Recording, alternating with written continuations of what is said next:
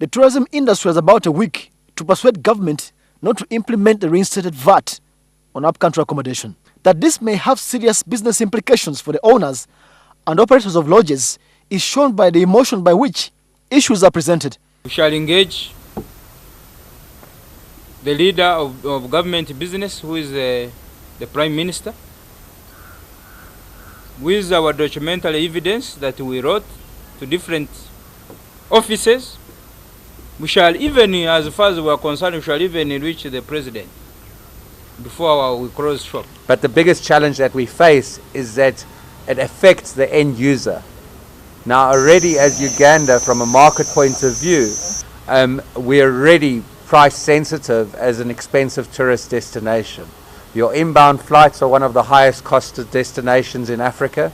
So when people are flying in, they're spending a lot of money to come into Uganda. Your fuel costs and your operational vehicles are averaging out at $200 a day per vehicle.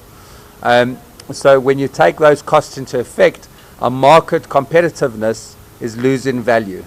Then the timing of the VAT application, the operators argue, is problematic. It's the only industry that cuts across every other industry, bar none. Bar none.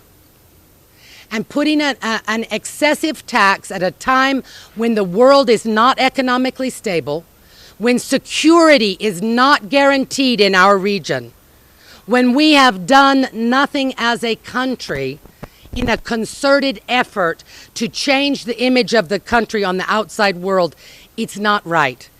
Now, 90%, 95% of your bookings are already made before the time of July.